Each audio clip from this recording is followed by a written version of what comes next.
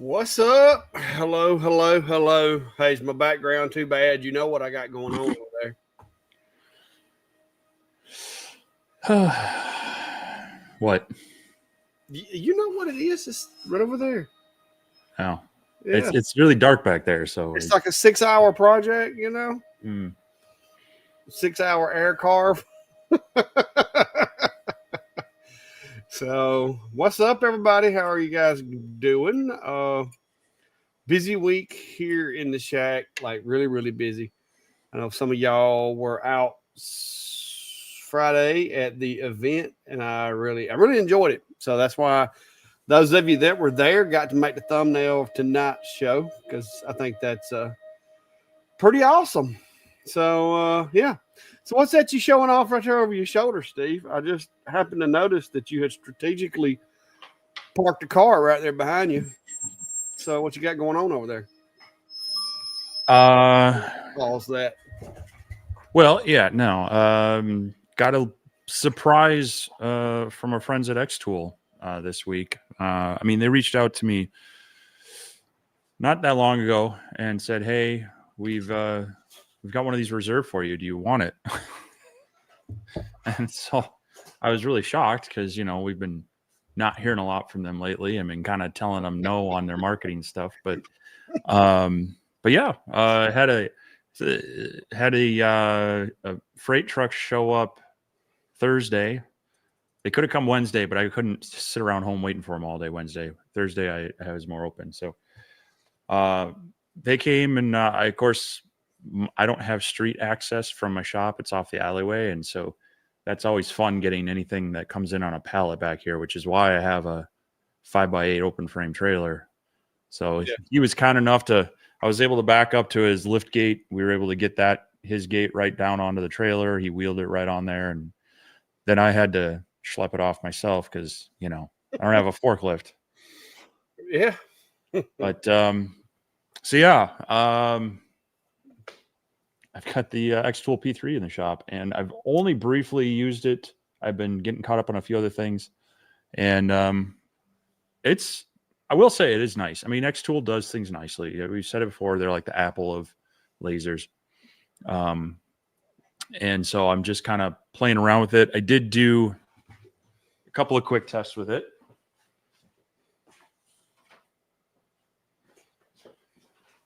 And so I started my usual cut test. And it kept blowing them out. It was getting all the way up to 70 millimeters a second. And I'm like, all right, it's not reaching that speed on these small cutouts. And so I ran one of their little graphics there. That's their logo. And I think this was at that 70, I think. And you can kind of see it's just trying to poke through in the corners. I slowed it down to 50 and it did come out, but I had to push a couple of these interior ones. But this one dropped out at 45 millimeters a second. Is that eighth inch or 4 inch? This is 3 millimeter Baltic birch, so it's okay. 1/8 inch ish. A little harder than your typical craft plywood. And this is, I mean, my old original 50 to 60 watt eBay CO2 laser at its best was pushing about 22 to 23 millimeters a second on this, but I ended up backing it off a lot of times to about 17 just to get consistency through the random bits and bobs. So being able to do it at 45 with this one, and I mean, granted, this is 10-year newer technology, and between a 50 to an 80 watt, it's a bit of a jump, but so yeah, I'm going to be playing around with that. They've got a lot of cool automation with it. It's got LiDAR, but it also has multiple cameras, and it has 2 views inside the cabinet while you're running the job. And so you can monitor it on your screen through the X-Tool Studio and switch between the two, which is kind of cool. So yeah. So yeah, we'll be looking at that.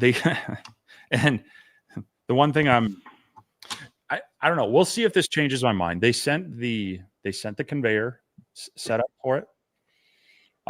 It is better than the P2. It has a cartridge that gets loaded in, and then there's some brackets that kind of quick connect on and off, and then there's some extension rails and such. So it sounds like it's easier to take it off than the P2 and the P2S was, but we'll see. I'm not a huge fan of conveyors, but we'll see how this one works. And they also sent the RA3, which is pretty cool. It kind of comes in a foam case and things magnetically attached with a few, thumb screw hard point connections. So it's easy to kind of put it together, tear it apart, put it back in the case, which is nice.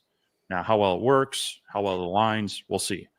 So I got those two things to test with it along with, everything else. But I am kind of excited because it is about a 35 to 36 inch width. And, for like model airplane stuff, that gets me into the next length of balsa to be able to cut parts and such. So it is a nice step up that way. So yeah, looks interesting. Brian says, Steve, I thought X-Tool didn't like you guys. Where's David's? Well, first of all, we thought the same thing. So we hadn't heard a whole lot out of them since the contracts that they sent out that we, opted out of. So we hadn't really heard a whole lot from them. I will say this, my contact that I've had for years with X-Tool apparently no longer works there. And so I've started over with a new person this go around. Like after the contract thing, my guy disappeared. So I've been dealing with somebody different. So I don't know what my situation is, to be honest. I do know that they haven't completely disowned me because I have heard from them. But I did not. There is no P3 sitting anywhere in the shop, which I don't. I want a bigger CO2. I don't want one that I have to do the conveyor thing on though. I'm still. I'll wait and see what Steve says about this conveyor, but I'm not sure I'm sold on that just yet. But no, like I said, apparently we have not been kicked off the island. We were just isolated and quarantined for a short period of time.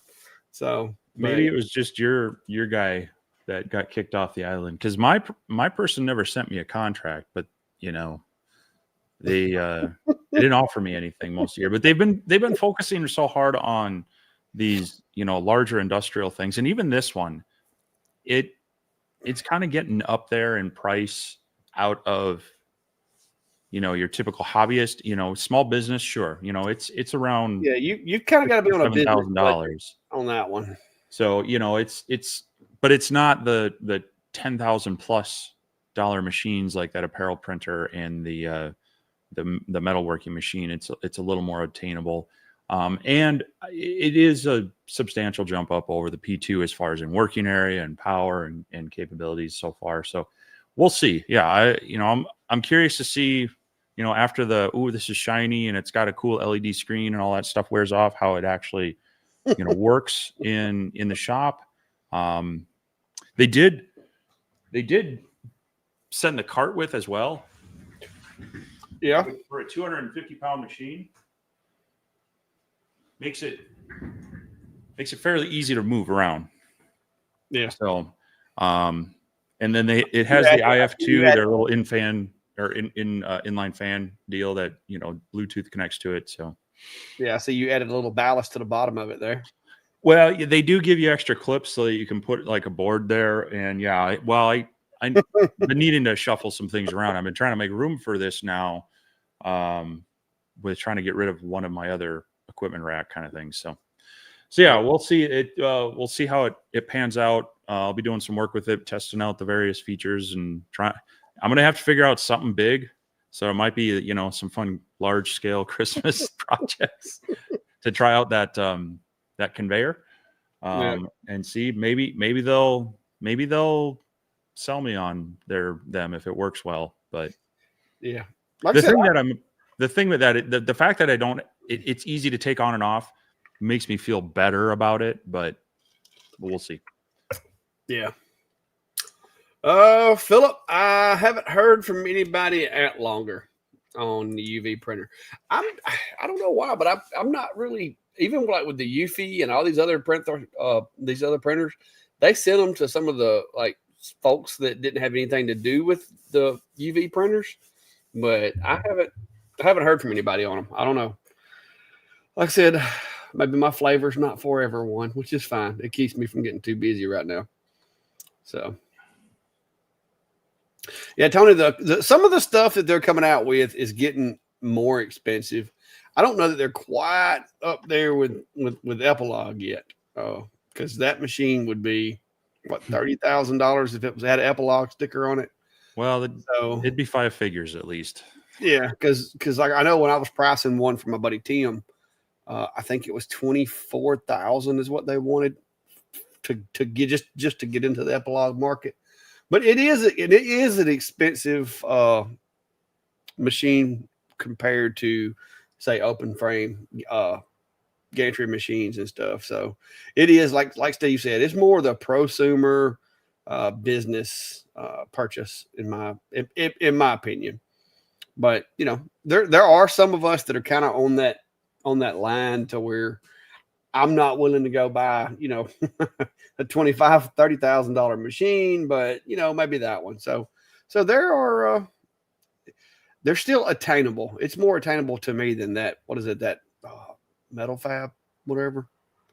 Yeah, they just lost me with that. I mean, that's just I can't. David Pingle's asking, does the P3 use light burn? And I know the answer to that. I don't even got one. You could probably control it with light burn, but you're going to lose like every feature. Actually, they don't even state that it is compatible with Lightburn on their website. Okay, so they just did away with it. Yeah, it does have. It's a DSP controller. I don't know what style. So that's up there with like the Ruidas and such. But the way everything works in this, I really don't think. I mean, you might be able to move the gantry. That's about it. You'd struggle with the focusing and everything else. So it really does lock you into Xtool Studio. Can't even use the older versions of XCS. You got to use Xtool Studio with this one. So yeah. Yeah, Brian, it's staying busy. That's for sure. But hey, I'll take it because I've been waiting on the opportunity to be able to do my own thing for a while. So I'm enjoying it. So, yeah, Mark, the OhmTech machines, they've kind of OhmTech's kind of got my attention from my budgetary restrictions as well as my workspace and power requirements. They kind of fit the bill for where I'm at right now in my adventure. Thunder, I would love to go Thunder. Don't get me wrong, Thunder would be a great purchase, but I don't know that financially speaking, I'm quite ready to step off in the Thunder just yet. I just don't know. Yeah, the what is it? We keep talking about them. The OhmTech, the mid range. 2440, I think it is. It's a 90 watt. Pronto. The Pronto 40 is the one that I feel would be kind of the one I'd like to look at as far as like if I was needing a bigger, slightly more powerful than, you know, like the 50, 60 watt desktop CO2s that we've been working with. If I wanted to get back into a bigger cabinet style laser, I think that would be the one I'd really want to look at. Its normal price is right around $5,000. I think right now it's on sale for $4,000, give or take. Yeah, they've knocked it down. I keep looking at it, and every time I look at it, I'm like, you know what? That's one reason why I was trying to get some room opened up here in the shop. Is I have been trolling Marketplace, hoping I'll get lucky and find one of those where somebody like, you know, bought it and then decided they didn't need it or something like that, or maybe even a Thunder, you know. So I've been trying to clear me out a little bit of room for it just in case, because I keep getting jobs in that I could use it on, and I could take more jobs, you know, if I had something a little faster at times. Now, I don't need it every day, but if I could, I've got a budget because I don't need it so bad to go spend an arm and a leg on it, but it would come in handy enough that I'd be willing to sacrifice a little bit to go get it. So we'll see.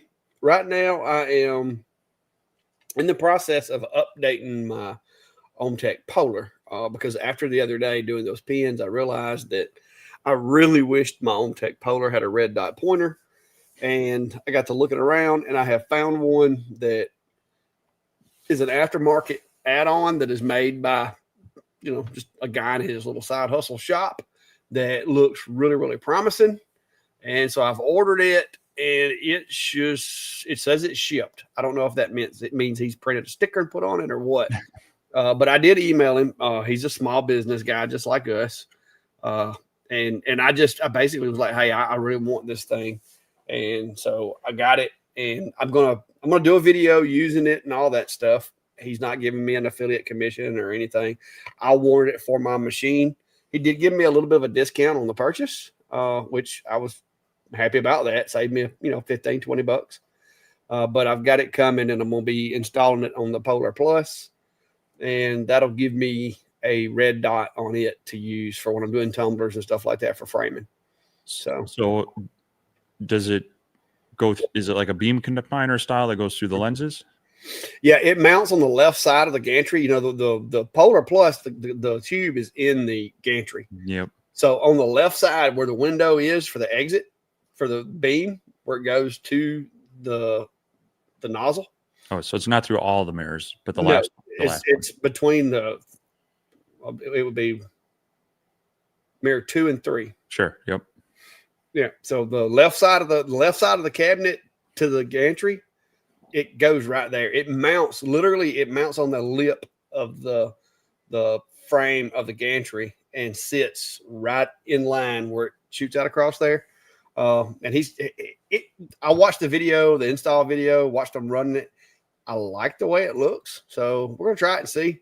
There's a little bit of electrical as far as like tied it into the controller so that it comes on, but nothing too overwhelming. So it'll hopefully be here soon, and I'm going to work that in and get that installed because the OMTech, the Polar, especially since I put that new power supply, it has become my go-to CO2. And I've got, like I said, I've got others, but that one checks a lot of boxes for me as far as what it's capable of.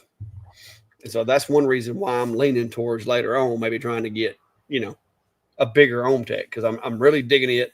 And after having an issue with it, having to reach out to their support, having decent luck with their support, I'm like, you know what? It's that might be what's, the way I'm supposed to go. So, yeah. No, I've been talking with them about some stuff between the Polar Light and the Solus and other things, and we'll see. That price, I mean, even that price right now on that 90-watt Pronto had me thinking, but I'm also like, I need to make room first, because I've been trying to, I did the review on you kind of see it hiding back there, the K70 from IKEA, which is really nice machine. It actually works fairly well. Autofocus worked great, air pump and everything worked great, but it takes up a 4 foot by almost 5 foot table for 800 by 850 working area, which is nice, but I don't use that all the time. And so I gotta get some of those things kind of situated. Actually might be working with my friend Mike on a kind of a tilt table design, possibly, to see if we can make something like that, to where for a smaller workshop, you could kind of compact it down into maybe a 2 foot depth and then fold it out, and it's a 4 foot depth with, some legs. So we'll see.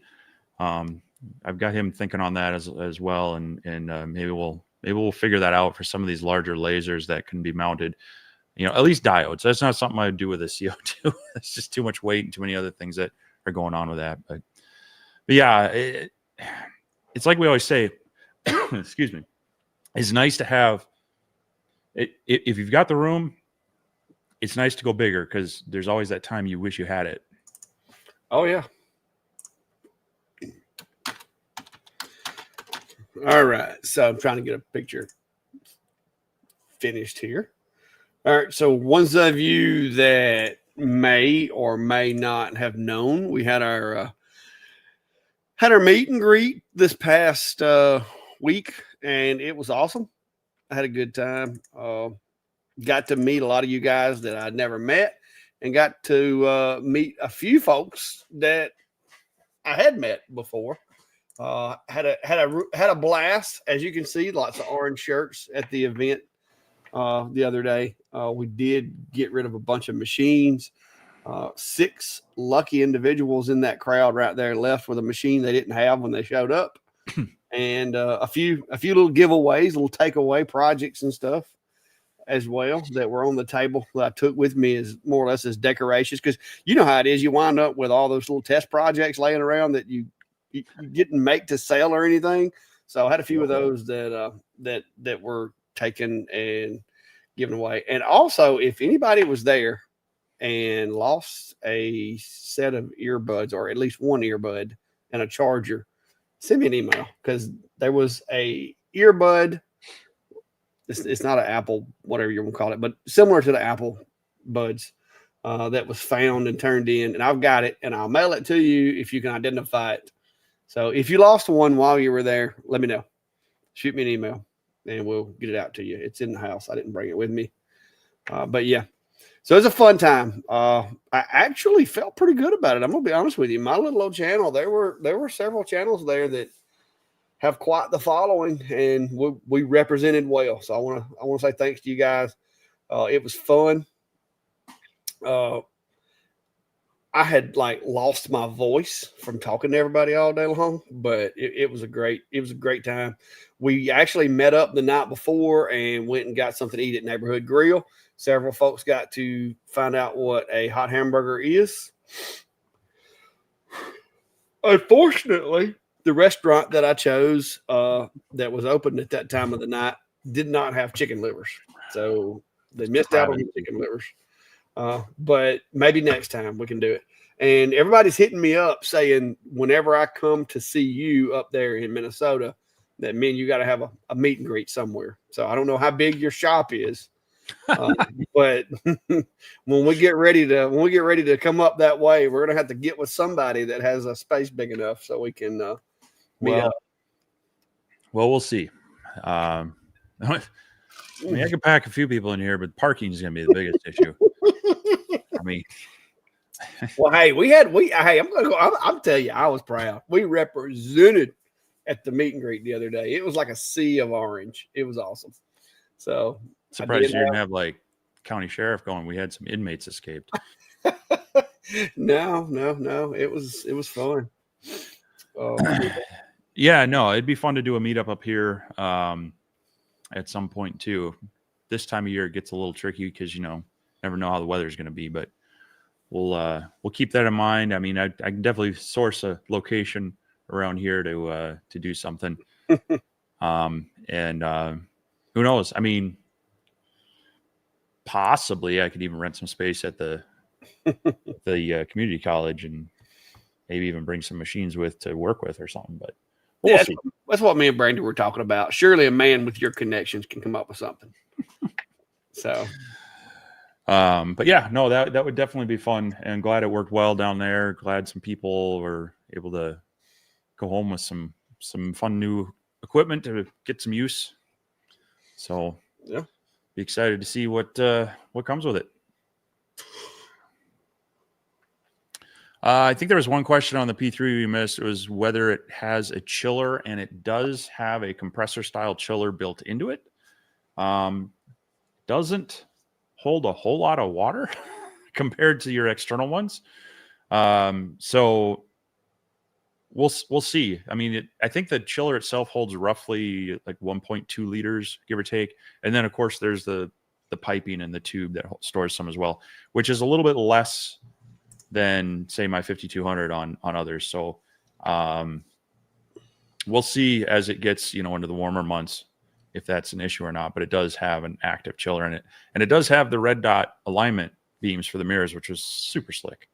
So that is definitely a feature. So that's something that's not on that Pronto, and that doesn't have the chiller. So those would be things like, aftermarket add-on type things. So that would, add to some of that cost, but yeah. Anyway, What else we got? Yeah, the red dot is definitely one of those things that I like to have in a machine, or at least like in a CO2. You know, in a blue laser, you can just turn the power of the dot down and use the blue dot. That's fine with me. But you know, with the CO2, you can't see the beam, so you have to have that red dot or a blue dot or green, purple, yellow. I don't care as long as I can see it. I need a dot. You know what I mean? Well, and for on the CO2s, mirror alignment is probably the thing that yes, trips up so many people that, you know, I mean, I remember the first time trying to figure it out. It is such a frustrating process, but when you have that beam integrated in at right, you know, basically on mirror one, it's basically hassle free at that point, you know. So yeah, a lot of them it actually is basically just a nipple on the end of the tube. Yep. So it can be used with every single mirror. There is no alignment on that you can't use it for. So yeah, I would love to see that in whatever machine I got, like the the Hurricane, the Adam Stack Hurricane's got a red dot, and that's really, really, really awesome. Yeah, it's. You're seeing it on more of these lasers because that is something that, like I say, if the person can't get the beams aligned, they're just going to hate the laser from the get-go. So, yeah. Yeah, Scott. Scott says, do the meet and greet in February. We can park on a lake and go ice fishing. Depends on the winter. I'll tell you that. We've had some sketchy ice the past couple of years, but yeah, but definitely probably more in the summer months. Yeah, we'll make it easier. Well, we'll have to see. Oh man, I gotta move around. It's been a long day, sir.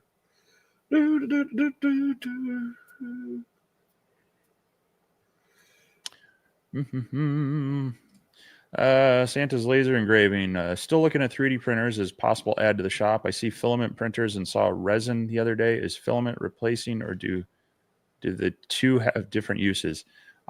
Yeah. So there's the resin style printers, which it's kind of it prints inverted. So it has a build plate that dips down into this vat of UV resin, and then there's like a LED type screen that lights up wherever it wants the resin to cure onto that layer. And so it'll dip down and cure that layer. It'll dip down, cure the next layer. And it just kind of works its way. And then you have your thing kind of grow like I'm going to get the wrong one. Is it a stalactite on a cave? Yeah, the tights are the one that hang from the ceiling. Right. And they're very cool. The nice thing is they can do better detail. They sometimes need less supports for certain things. But they are kind of slow. And in the past, they've been limited to a pretty small build area. They've been getting bigger lately. So they're really popular with people doing like jewelry making where they need like a lost wax casting of something, or, you know, figurines where they need really small detail. And or just some real intricate parts that maybe they have like a funnel or a piping system that FDM just isn't going to be as reliable for or as accurate for. But you kind of trade that detail for speed. And then there's a whole other process. I mean, the resin isn't great. You really don't want to get it on you before it's cured because it's actually not good for your body to absorb. And so you have to pull it out of there, pop it off there with gloves, rinse it off, and then set it into like a UV curing tent, or at least out in the sunlight for a while to actually fully harden. So it's a different process, but the people who get the resin printers are going after really high detail, whereas the filament or FDM printers, you can get decent detail, but a lot faster speed. Yeah, that's to me for what I do, I think the filament printers are better because you don't have to deal with all the chemicals and stuff, and you don't have to smell. Because everybody's told me that, you know, like the ones that I have talked to that have the resin printers say that there is like a chemical ish smell that kind of follows them around, whereas you can print PLA and PETG inside your house, and nobody will ever know that it's going on. I mean, you get right up on it. Maybe you can catch a little bit of a odor, but as far as like, you're not going to walk in the back door of the house and go, "Oh, somebody's printing with a 3D printer." Yeah. It's not that noticeable. Yeah, there's definitely different, and that's true of like the UV printers as well. The UV make, Yeah. if you're running that sling bed and doing a print, especially one of the 3D textured prints, you really want to vent that. You want to be in an area where you can vent that out, because it will be very kind of chemically industrial smell to it, and so neither one of them is that great. You think you're living through an addition, Breaking Bad episode? Well, kind of, but yeah, it's definitely a different style, and it really, I would only recommend it if you really need that detail. So, well, there's a nice kudos for your community. Tranquil Mentor says didn't want to leave Clanton. It's pretty cool here. Well, I live out in the woods from there, but yeah, that's where we hang out most days. Wow, sleepy already. 7:30. Good night. Jerry says you already got the LP4 up and running. Cool. Great. Yeah, it's a good little machine. That LP4, like, to grab something and go and be able to just use your phone or your iPad. If I had to use a mobile app, I will say their mobile app's pretty fluid once you figure it out. That whole speed and power thing, it takes a minute to get your head wrapped around it if you're used to Lightburn. Yeah, I would say that's kind of my biggest negative on LaserPecker is their machines are pretty decent, but their software it's not terrible, but they just use different terminology and different workflow for it that it trips me up each time. So yeah, you have to sit and think about the settings, because it's like, okay, is it speed? yeah. Or is it power? Because it's like, it's a little tricky, but once you get the hang of it. Now, their desktop app wasn't as bad as far as to figure out. It was a little bit easier, but I still liked the LP4. I like the little mobile app because I could like take my finger and move everything around and frame with it like that. Yeah, you can do that in real time. Yeah, so. It actually moves. Yeah. Yeah, the LP4, because that was the 10 watt blue and the 2 watt IR, kind of like the X12 one. Yeah. Yeah, I feel like that's kind of like a nice real sweet spot for a mobile laser like that. You don't necessarily need more power than that on either one. At least not that I've noticed. But I don't do as much of the metal engraving as others might, so. Yeah. And yeah, the LP4 will run on Lightburn, so you always have that option as well. So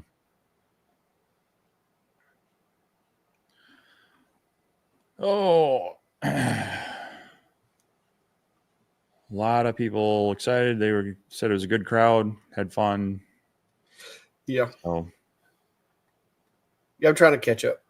No, I was just going. Oh, Jack says the red dot stopped working in his CO2. That's unfortunate. Yeah. It's kind of one of those things where you don't need it, but when you have it and then you lose it, it's kind of like the heated seats in your vehicle stop working. You're like, oh, do I need it to survive? No, but it sure is nice in the winter. I say that as I don't have them in my vehicle. They're in the wife's vehicle.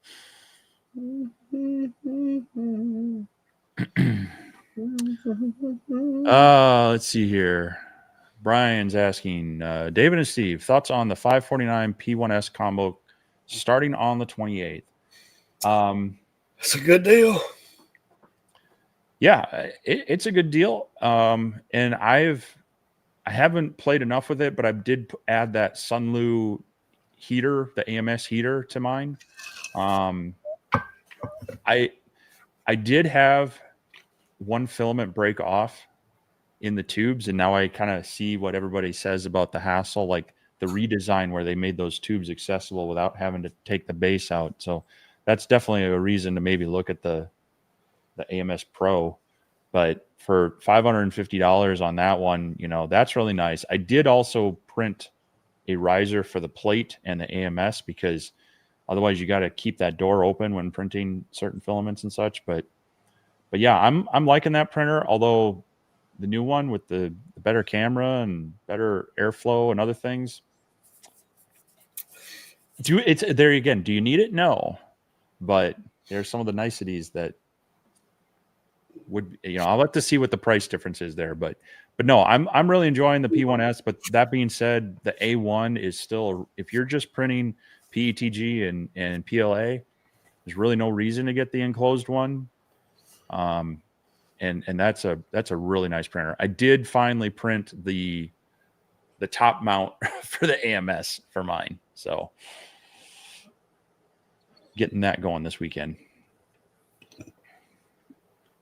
Yeah, Brian says his wife literally asked him if he needed a second one so he'd have a print garden. And this is what me and Brady were talking about earlier. There's this farming. They're having a supper and they're inviting all of our area farmers to attend this little dinner thing that they're having. And I asked her, did that include me? Or did I have to have a server farm or a print farm before I could go? So if I had two 3D printers, I'd have a print farm. Then I would technically be a farmer, right? Sure. What are you farming though? I don't know. Benchies, maybe. Well, it is nice having, if you've got the space, it is really nice having more than one printer because on some of these, they're multi-plate prints to get something done.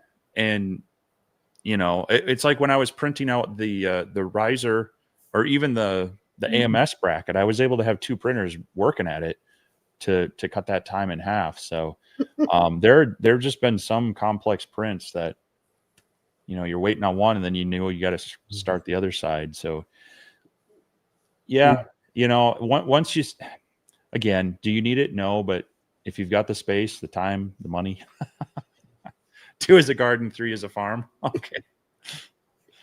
So what's 4?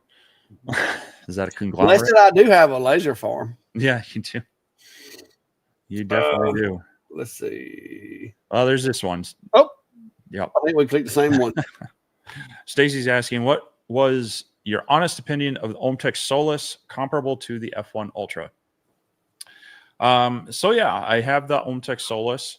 It is a very comparable in size to the F1 Ultra. I think it's a bit heavier. And it is a 30 watt fiber and 20 watt blue diode. They actually have different versions. The one I have is a 30 watt. They do have a 20 and a 20 and then up to, I think, a 50 and a 20.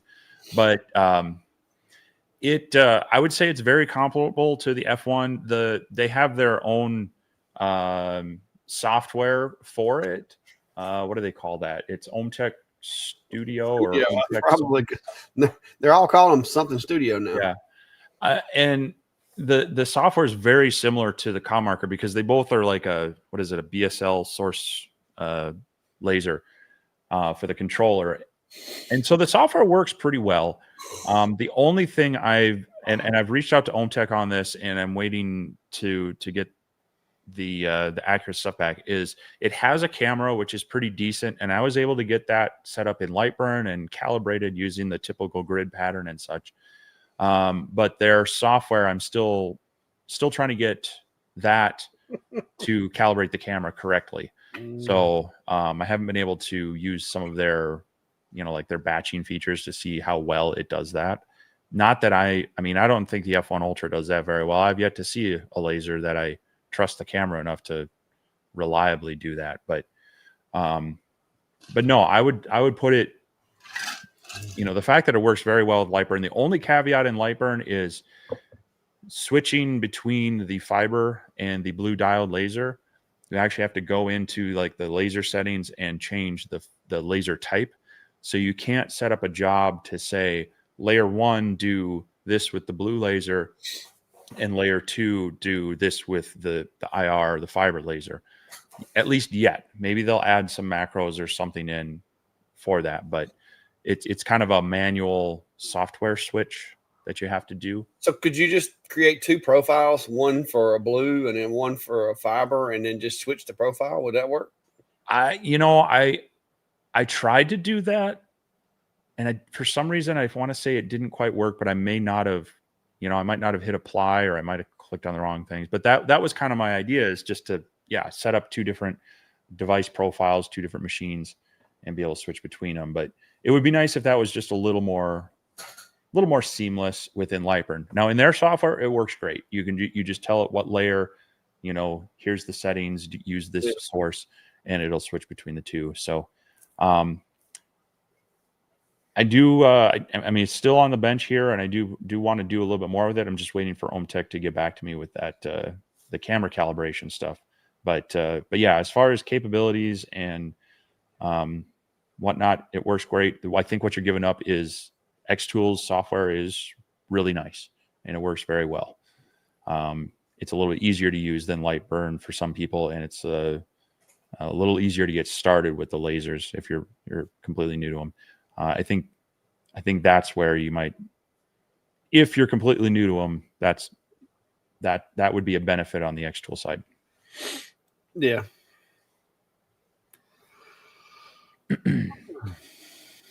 All right. So Bill Flesher says, hello from Oklahoma. Just ordered my first lasers, Adam Stack P1, just to get my feet a little wet. Little background. I have a 4 foot by 8 foot CNC router I use for cabinet making. Is it good to, I'm guessing these meant learn on, talking about the P1. You've had that little P1, right? Mm-hmm. And that's the one that looks like the Sculpt Fun iCube, right? Yeah, it's like a miniature iCube. Yeah, it's a decent laser. And then of course you can switch modules. They have the IR as well as the regular blue diode on there.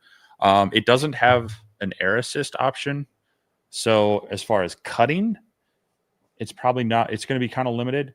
And the only thing I would say too is that it's kind of tight in there. So when you're putting material in there and you're trying to frame and whatnot, it might be a little bit tricky to see depending on how you have it set up and whatnot.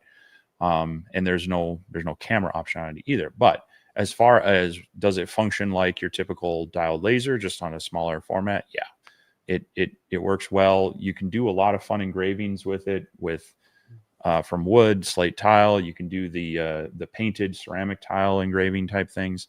If you want to do some playing around with some cutting, get yourself some like 16th or 8th inch basswood. Most hobby craft stores should have that Midwest brand basswood in stock in those thinner ones. So yeah, check those out and have fun with it. Oh, wait a minute. Here we go. Bill Hunter's asking what would be the laser of choice to make things akin those challenge coins. With challenge coins, you're going to have 2 approaches. You're either going to have to go with like a MOPA, like a 60 to 100 watt or more MOPA, or you could do it with a spindle CNC, such as any of the main CNCs. Now with a CNC, you're not going to get as smooth of results as far as your finish. So you'd have to have like a tumbler or some kind of buffing wheel or something like that to smooth them up with a little bit. But yeah, the challenge coins, typically, if you see those done on a laser, those are going to be done with a MOPA. And reason being is MOPAs interact with metals a little more efficiently than some of the others. And if you can get your hands on a MOPA that you can address the Z, that'd be even better. Like the new the new Xtool machine, and I think the Solace, doesn't the Solace allow you to address the Z as well? I mean, it's motorized, yes, so you should be able to. I just don't remember in their software, because a lot of them will have like a step down, so many pass type of thing. So, but yeah, that typically those are going to be fiber machines. Yep. Yeah, and if you're doing challenge coins, you're looking at minimum 50, 60. Since a 60 would be as low as I'd go. Yeah, really ideal. The more. I've got a 60, and it still requires patience. Yep. Well, let's see. Jerry Richmond. If you were going to do clear acrylic plus wood, would you choose a CO2 or would you choose a fiber so you can do additional materials too? If you're planning on cutting, you're very limited on your options. You're going to have to go with CO2 if you're planning on cutting clear acrylic.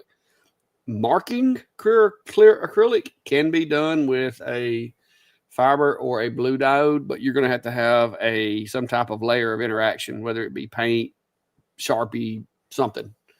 You're going to have something on there. So if you're really wanting to do clear acrylic, you better stick with a CO2. If you're doing real small stuff, you could go with a UV. But if you're going to do a lot of cutting, then you're going to want to stick with CO2. Yeah. Oddly enough, and I didn't know this until I was looking at the specs, they have a 5-watt IR module that you can add on to this P3. Yeah, I've seen that. Seems like the oddest thing, but yeah, it's like somebody was just like, "Hey, we got a bunch of 5-watt IR modules left over. What can we do with them? Let's stick them on this thing." Jack says 6 printers is an obsession. So let's see. I'm good. I can still pick up another 1 or 2. I don't have room for 6. I am threatening to send the A1 Mini up to one of the boys' rooms if they, get it out of the way.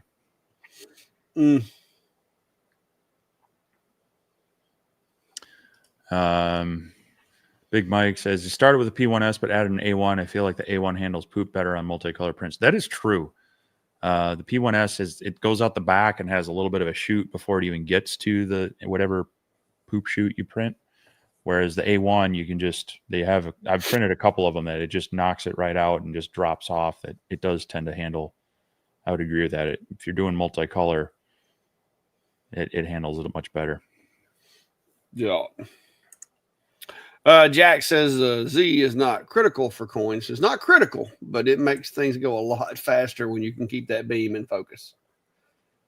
Because I've tried it both ways with a machine that didn't step down and with a machine that could step down. And the ability to step down every pass when doing 3D stuff makes a huge difference. Now, if you've got enough power and the right lens, then yeah, it'll, you can get it deep enough. But like this little guy right here, as deep as this was, doing it with a fiber, it took a while because I had no way of like the beam, every layer you engrave, you're getting further and further out of focus. So, if you have, the right lens and you split the focus and all these different things, then yeah, you can do it. But in a perfect world, you would have a machine that could walk that Z down and you'd get a lot more efficient, a lot quicker results.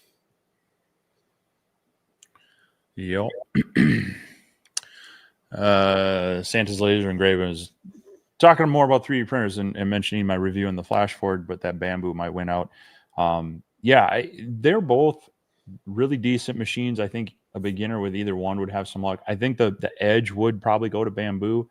The A1 is much quieter than the Flash Forge. The P1S and the Flash Forge, I mean, the P1S is enclosed. If I did the enclosure kit on the Flash Forge, it might be a little bit quieter, but the A1 is one I can run in my office behind me, while I'm taking meetings at work if I need to. Whereas the Flash Forge, I'm not sure I would run that one while I needed to be on a meeting. It's not like loud and like put hearing protection on, but it's just the fan noise and whatnot on those are just a little bit more. But the Flash Forge is nice if you're looking for a budget multicolor printer. That's definitely one, and I would definitely give it a couple days because you're going to start seeing more Black Friday sales coming. I think I got an email from the Flash Forge person saying, hey, I think the 28th, I think the same day with Bamboo, they're running some sales too. So definitely shop around, take a look at it. But yeah, I've been using the Bamboo printers for over a year, and definitely for someone just getting started into them, you're probably the most hassle-free one out there. But I also have been pretty happy with that Flash Forge. Yeah, Tony's asking, can a Wise security camera be integrated with Lightburn? Not that I'm aware of, no. Now, if you wanted to use it to be able to observe your laser from across the room or something like that, maybe. But I don't think. I think Lightburn only works with USB cameras, to my knowledge. Yeah, I have a few Wise cameras. I was just trying to think if any of them can be direct connect and act like a webcam. And basically, you need it to your computer needs to see it as a web camera that's directly connected to it. And most of my Wise cameras are just set up, on wireless. So, and then they might not be the best at it either. They kind of have mine are older. So the refresh and whatnot might not be the best on them. But if you're looking for something, check out either David's or my, Amazon store. We've got some Lightburn compatible cameras listed in there that do work well. Like that one. Yeah. And technically you can get any camera to connect with Lightburn as long as it's a webcam, but it doesn't necessarily mean it's going to calibrate well. So, yeah. I've used just regular Logitech webcams. Work pretty good. They're a little hard to mount because they're not made to be mounted, on the roof of an enclosure. But they will work. But these little board cameras that I've been using, I've got 6 of them in service now, and I love them. They work great.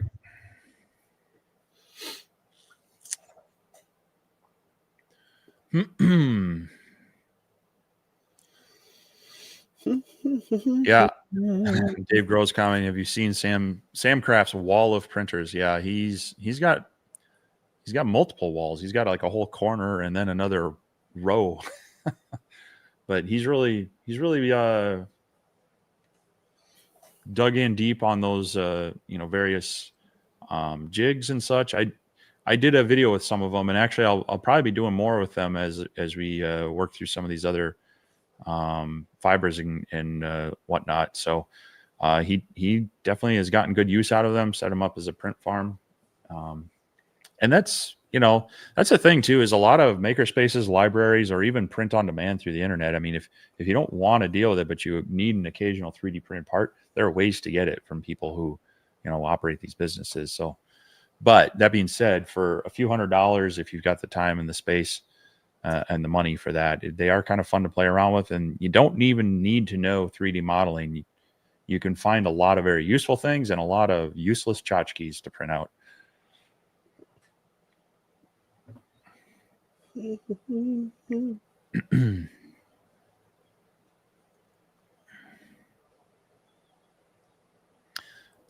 Yeah, that's Zentero saying that an older Wise cam could be turned into a webcam with alternate firmware. I remember that now. So it technically might be possible. I just don't know how well it would work if it has the resolution and can get calibrated. But be worth a try. Only out your time if you've already got the camera. Yeah, it's going to depend on the focal distance and a few other things too. You might get it connected, but it may be too far or too close. What's it like? 16 to 24 inches, I think, on most of your webcams.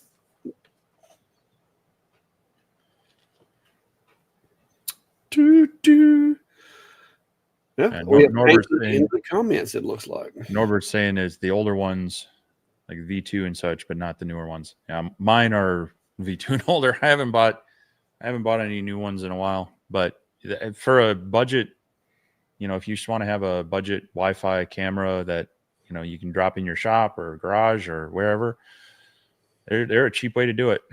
Get a SD card; it records locally. You don't even have to pay for their cloud service to load the things, and you can get various alerts and such. So, excuse me. Anyway, yeah, looks like we're getting caught up on comments. Yeah, that doesn't happen all that often. So if we bypassed you and forgot about you or didn't see your comment, drop it again. Let us know. Oh, you gotta stop yawning, man. I can't help it. I can't sit. I'm sitting still too much. I gotta get up and move around. I'm used to being on the move, dude. When I sit still, I go to sleep. I'm like a shark, baby. Oh, you got to keep moving. I think that's called narcolepsy. Oh, it may be. No, it's called. I'm used to staying on my feet moving. That's what it's called. All right. Well, we are midway through. I guess we can just sit here now. We haven't pushed it for a while, but and honestly, I should probably update it. But we do have, speaking of meetups and gatherings and whatnot, we do have a map for our laser engraver community that is kind of born out of these coming up on 3 years of live streams here with David and I. And so if you want, you can click in the description of either of our videos, either of our streams, and go fill out a form, and you can drop your pin there. You can use your business name, screen name, or whatever, and just like city, state, or city, country, or however it works.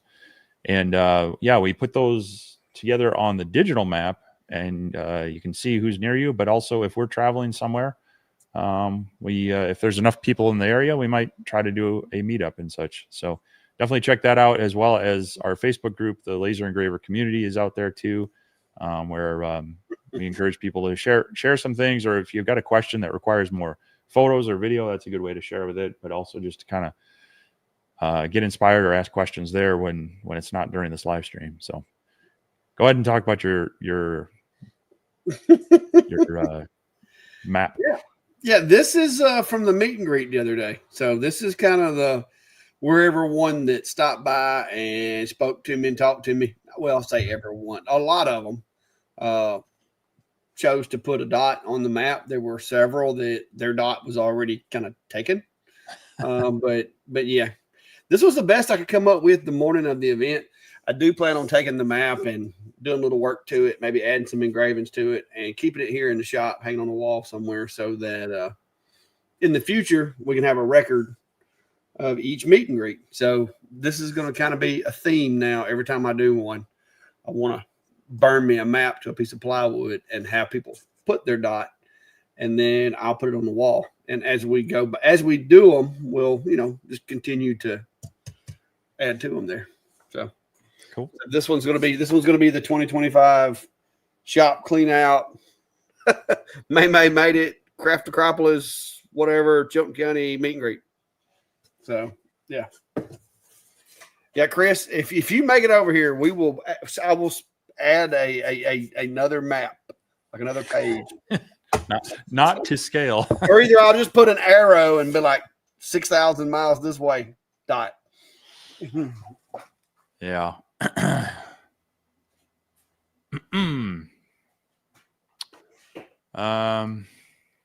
Eileen mentions the only negative to Bamboo Map Maker World is if you want to sell items, it requires buying commercially from each maker with a monthly fee. That depends on each person that puts their designs out there. But yeah, I mean, it's true of a variety of things. And there are third-party sites as well, where they have the same thing. You can buy it to print it yourself, but if you're going to resell it, the items you make from that file, they ask for a different one. So not abnormal, and just something to kind of expect, and keep in mind with your pricing of things. So that thing's noisy. Yep. Ooh, a little high pitch there. Yeah. A little noisy. I might have to pause it again. I was going to let it run, but it's got a little dry spot on it. And I have put that silicone lubricant, whatever you want to call it, all over it. David Almond is asking, have either of you had issues with the X-Tool AP2 filter? Mine started shutting off 5 minutes into cutting. So far, not impressed with X-Tool support. The AP2? Yeah, the multi, with the cyclone filter and the others. I've had some initial connectivity issues, like where it doesn't necessarily want to kick in right away. But I also have it kind of, my S1 in my basement is sitting on kind of one of those metal tool cabinets, and the AP2 is kind of below it. So that might be giving me some connectivity issues, but once it's connected, it seems fine. I don't have it turning off into it. So I don't know. I don't know. I think you can go and check the accessory information and see if it's disconnecting or if it's throwing an error, like it's not like one of the filters or something. But I should say there's settings in. I haven't really messed with the settings since the new studio came out because I haven't used my S1 lately. But there's settings in there. I wonder if it's just trigger it and then cutting right back off. And I'm kind of curious which machine are you using, because I know a lot of the older machines, there was some firmware that you needed to get it to effectively work with the machine. Because when I first got it, what was it, my F1 Ultra didn't, like, I had to update the firmware before it would work with it. Yeah. So I don't know if maybe you might want to check, make sure you're running the most recent firmware for your machine. I haven't used mine lately. I'm gonna have to try it and see if the new software is giving it an issue or whatever.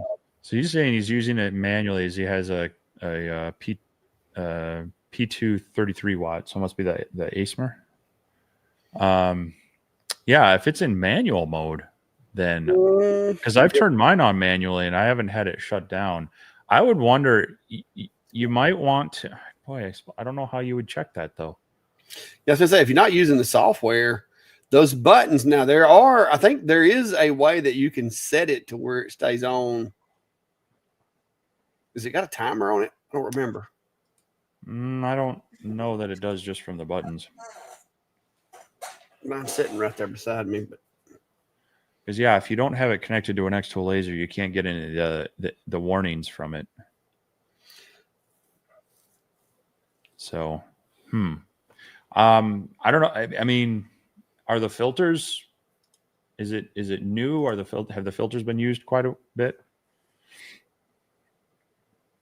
Because if they're getting clogged up, it might shut down due to a lack of airflow. So.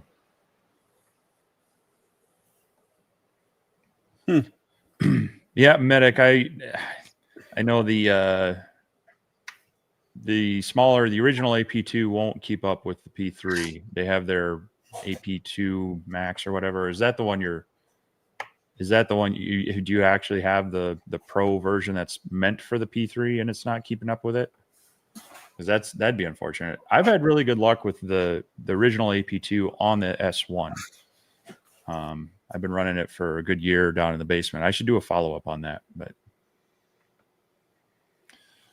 okay, so David said he's adjusted the fan speed, cleaned the cyclone, and added new 1 and 2 filters. Wow. Yeah, I don't know what to say. Hopefully X-Tool can get back to you on that, because if you've cleaned the filters and replaced a couple, or cleaned the cyclone and replaced a couple filters. Okay, Miles is saying his doesn't time out using the manual mode. For some reason, I was thinking there was a timer on it. Maybe I'm thinking of another machine. But, I don't know. I haven't had that problem. Like I said, mine uses a little USB dongle and connects to the S1. So it comes on and off automatically, and I haven't experienced any issues with it. Yeah. Yeah, hard to say. It's unfortunate that, like, if you had an X-Tool machine that could connect to it, it could at least maybe tell you if it's shutting down because of an error, like an airflow error or a filter seating error or something like that, because it will do some of that stuff. But without that, I don't know how you would get those error codes. So yeah, that's one thing that I never really thought about. Yeah, it works with other machines, but like you said, what happens when you have to diagnose the issue? Yeah, it's too bad, because it on the, like I say, on the S140 watt, I've been really happy with it. There's been a couple times when I feel like maybe the airflow isn't quite enough, but my wife hasn't complained that the house smells like smoke because I'm running the laser in the basement, so that's pretty good. Okay, Medic. Yeah, the original one. Yeah, I've been told that the original AP2 can't keep up with the P3, so, which is unfortunate. I'd love to try the new one with this, and or look at a more industrial filter. But yeah, they're $2,500 for that. The other ones I've looked at are right in that price range. I mean, I've said it before. If you're looking to filter and not vent your laser stuff, be prepared to spend some money on that. So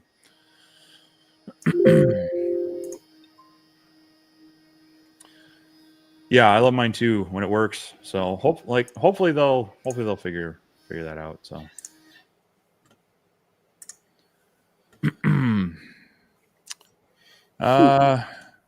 Ken mentions, unless software has upgraded a lot, I never liked the XCS, maybe because I started with Lightburn, but I always found XCS to be more difficult to use and non-intuitive.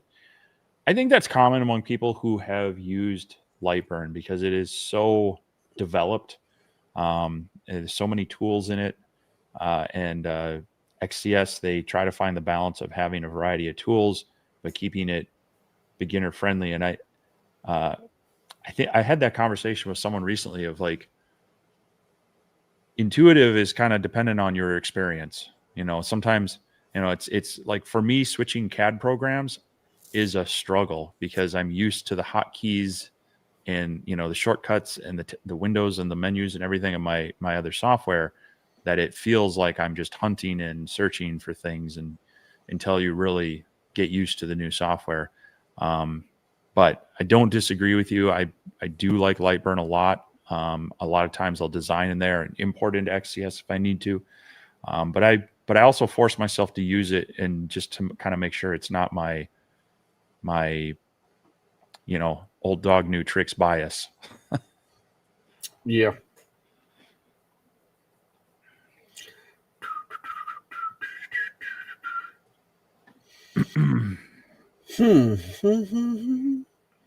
Eileen is asking any suggestions for learning to make your own 3D prints, good instructional books or videos. The internet is full of videos. It's going to depend on what your software, whatever software you're using, whether it be Fusion, Tinkercad. There's a lot, Mesh Mixer. I mean, there's so many different 3D design softwares out there that you can use to either design or modify 3D print files, that you just got to figure out which way you want to go about it and then just learn from there, because it's a wide, vast sea of different approaches. Yeah, that's 3D modeling. I mean, the funny thing is for me is that my brain works better in 3D than 2D. Going back to my model airplane roots, I have some friends who can design some very well detailed designs, just old draftsman style 2D plans with all these parts. And for me, I gotta model it up in 3D and make sure things interlock and line up and whatnot. And so that's what kind of got me going on SketchUp way back, 15 plus years ago. And so kind of depends a little bit on how your brain works. So I would watch a few different people. So I've done a couple videos on Tinkercad. There's a lot of people who have done videos on Fusion. There's Rhino. There's a number of different 3D modeling tools, and you can even just use the Bamboo app to do some basic stuff as well. So kind of watch a few of them and see if any of them make more sense to you. And some of that can be the presenter as well, but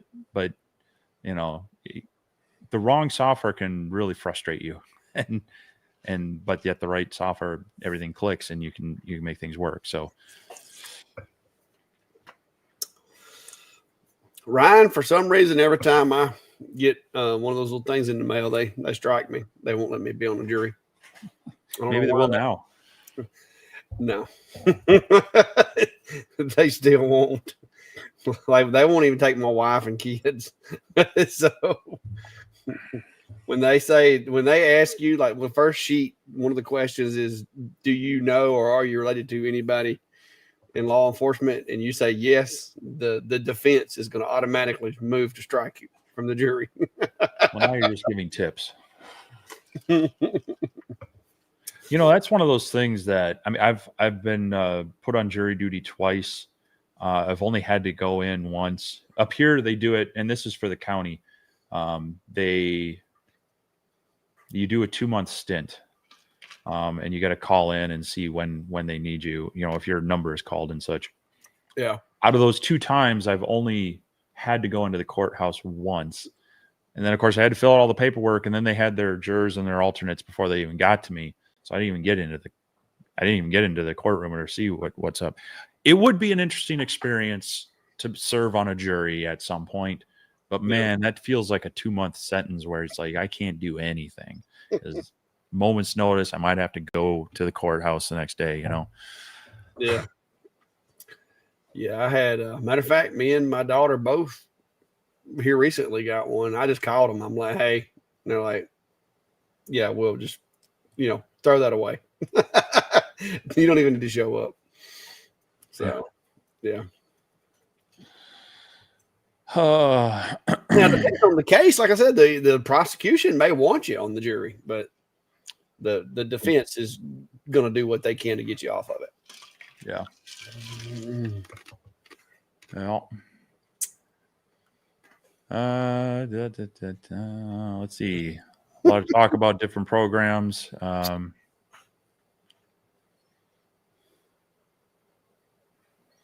Blender's one that's another 3D modeling one. My son started teaching himself that to play around with creating assets for video game development. So there's a lot of tools out there for 3D modeling. But yeah, the ones that, like Mark says, the Tinkercad, Rhino, Fusion, even SketchUp, they're more CAD based, which you can usually put in actual measurements and angles and things like that to help you out. But if you're doing it if you pitch and pull and twist and so if you're trying to design like a thing that you're going to assemble, you're going to cut out parts and assemble, that's one thing. If you're going to design something really cool, like you say, with the extrusions and the lofting and everything that you're going to 3D print, you're not necessarily tied to the same physics as you are with flat plate material that needs to interlock. See, I didn't even I didn't even really think about Blender. My daughter, of all people, was the one that was like, Dad, just take it and put it in Blender and you can flatten that right out. And I'm like, what? So I'm like, how do you even know? But yeah, she was right. Because she showed me how to do it, like on her iPad, I think it was. Steve V8581, good name, as David would say. Have I ever competed in the Ohio RC Flight Fest? Looks like fun. I've gone to Flight Fest. It's not explicitly a competition. They have some variety of events going on. But that is, put on by the Flight Fest or Flight Test team. And what I like about them is they're very much into kind of like what we do here. They get people into creating and designing and building their own airplanes out of simple materials and foam and bamboo skewers and whatnot. And so I like that organization and that group. And so, I did make it out there, I want to say 2018-ish. And it was fun, but it was also chaos. They have a combat session where I think they had probably well over 100 airplanes in the air. And it's the kind of thing you launch up there knowing that you may not get anything back because collisions are likely and fun. So, but no, that is a fun time as when the weather cooperates. There's been a few times they get rained out. So, yeah. Deficit of attention says I use a shop vac that sits outside for exhaust on my Rolly. I did the same and I think I went through 2 shop vacs, taking the filters out of them and just basically using them for blowers. But the one thing that I will tell you is if you run them as much as I run them, the shop vacs will spin out eventually. The brushes will go bad in them because they're not made for running that long. They work, but eventually they will die and you'll have to replace it. So, yep. Yeah. So the fans last a lot longer. Yeah, that and a lot of your cheap big box store shop vacs aren't, they need a certain amount of airflow. Mm-hmm. Like if you stall them out sucking up water and there's no airflow going over it, they'll burn that motor out real fast. So those motors are are a little prone to it. It definitely works. You've done it. I've used them quite a bit for dust extraction and even vacuum table. Now I used one with a bypass for the vacuum table on one of my CNCs, but yeah, you gotta be mindful of those. Yeah. Yeah, they'll do a good job until they quit.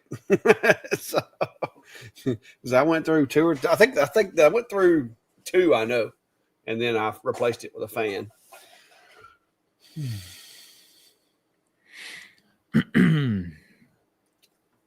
Oh, a lot of people familiar with Blender. Yeah. Ordinary Woodworker says, been learning Fusion 360 for a couple months and created some useful 3D jigs, but it's not easy to learn. I think it is overkill for hobbyists. It can be. It's one of those tools that is there's so many tools, there's so many options, there's so many things you can do in it that it's one of those softwares that you almost want to turn on like the basic mode if they had one. Yeah. To just kind of not be overwhelmed with like, okay, here is the 20 menus and the 15 sub menus and everything and whatnot. So you're not wrong. And it's one of those things I think you kind of need to take a simple project and just kind of dive into it. And then with any software, just commit to trying to figure out with a complex enough, but not too complex project that you can have some success with, and just see if you can work through it, maybe with some tutorials and such. I'm a hands-on learner. I mean, I can be lectured at, but at some point I'm like, all right, get me in the lab. Let me actually play with this and figure it out. Yeah, I use Fusion, but now I probably only use like 10% of the tools. I mean, there's so I'm just barely touching the tip of the iceberg when it comes to the tools that I use. But the projects that I make are fairly simple. Like some of the more complex, I may use a lofting tool or something like that, but it's, for the most part, I'm just laying out a drawing and extruding it. That's about it. Doing a little bit of some round overs and maybe occasional loft, and that's it.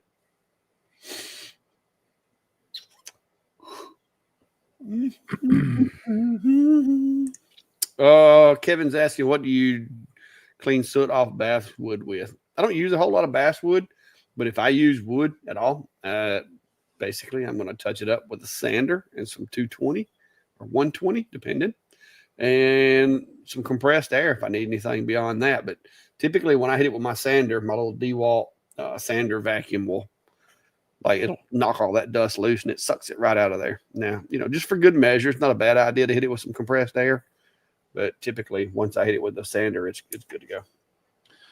Yeah, I do that for the surface stuff. On the edge, if it's a little heavy on the char, I might take a microfiber cloth and just run it along the edge just to kind of knock that down.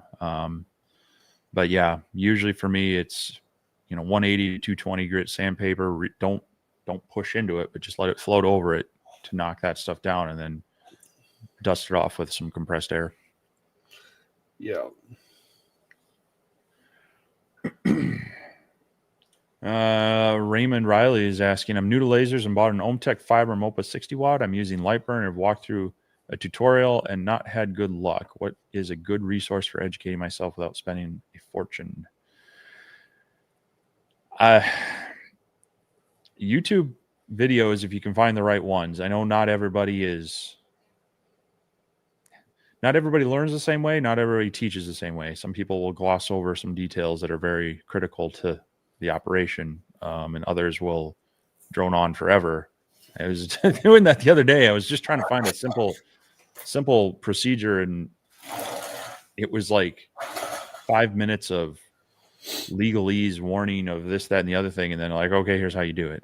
But I'm kind of curious what the problem he's having with it is, because that's the ohm test. It may be the same one that I have, but yeah, it's not terribly difficult. I mean, because it came with it. I mean, it's set up pretty decent. But there is that's that one that has that one tripping hazard that they didn't properly mark the button, if you remember, that stumped me for about 3 or 4 days, which is the fact that you have to push that button after you power it up to get the source to engage, and the button is not clearly marked, and it doesn't really go over what that button is in the book. So if you're looking at, I don't know which machine you have for sure. The one that I have is, let me see. I think it's called a GA60, maybe. Yeah, he says figured out that button after watching your video. Okay. Yeah. I mean, I've got it. Like I said, I've got a little bit on that one. I've got some other stuff on some Galvo machines. There's a few channels out there that do a lot with Galvos. Just got to figure out which one works for you. Like Steve said, there's some folks teaching techniques are a little different than others, but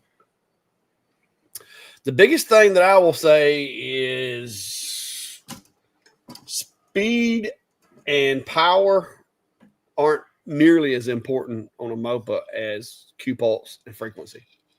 Because you can pour 100% power to it. If you've got the wrong frequency selected or the wrong Q pulse, it's not going to do anything. So you're gonna have to get your head wrapped around the whole frequency and Q pulse thing before you start getting to where you can guesstimate your settings. If not, you're just going to speed test everything, which is a pain. No, that's the comm marker. I think I had a speed and power test, but I haven't shared one for the MOPA yet. Maybe I need to do some more MOPA videos. I've got a few where I do different things. If you've got a particular product that you're trying to engrave, search my videos for that, because a lot of times I don't put the name of the machines in every video. I just put the name of the, whatever the project is. So maybe you'll get lucky and I'll have something.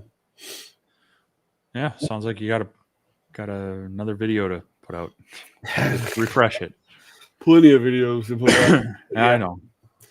I think I've got a couple of Galvo fiber videos, but none of them I don't think really. I don't go off in the weeds with it too much. You don't go off in the weeds? Mm-mm.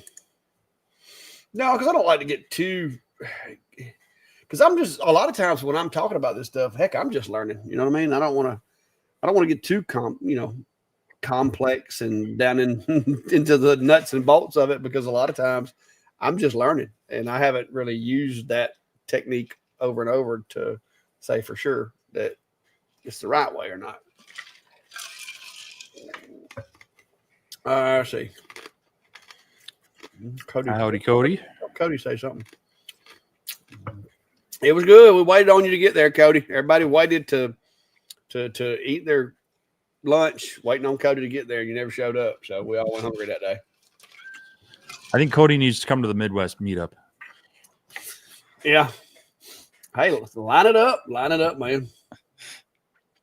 I'll be in Las Vegas January the 4th through the 9th. We can have it then.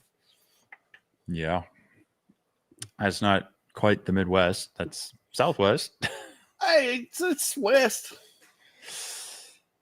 Yeah, but most of the Midwest isn't really in the western part of the United States. So, Well, that's unfortunate. Robert Lowe, 4359. That must be some of the numbers they're adding on. Steve, on the OhmTech Polar Light, are you able to control the Z-axis through the move commands in Lightburn? When I try it, it doesn't seem to respond correctly. It just extends all the way. I think you're right. I can get it to autofocus and I can set the Z offset within the layer, but I don't think I'm able to manually raise it up a certain amount. I think I've noticed the same thing you're talking about, but I'd have to check again, but that does sound familiar. Do you have it set to like relative Z moves only? Yeah. and I know also, I don't know if y'all have to use it with the polar light or not, but there's a little checkbox that you're supposed to check if it's a polar. Mm-hmm. But I can't figure out what it changes because I've tried it with and without it on mine, and it doesn't really seem to change anything. So.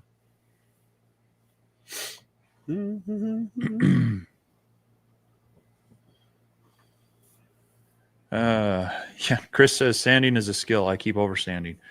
Definitely is. That's why get decent sandpaper and remember to change it out as needed or clean it out as needed. You really shouldn't have to push in too much, but you do have to let the sandpaper do the work. It's kind of like letting the bandsaw do the cutting and not pushing it, not forcing it through. But it's a thing everybody hates, so they want to get it done quickly. Yep. Tony says everyone should hit the like button. And I mean, I agree. I agree with Tony on that one.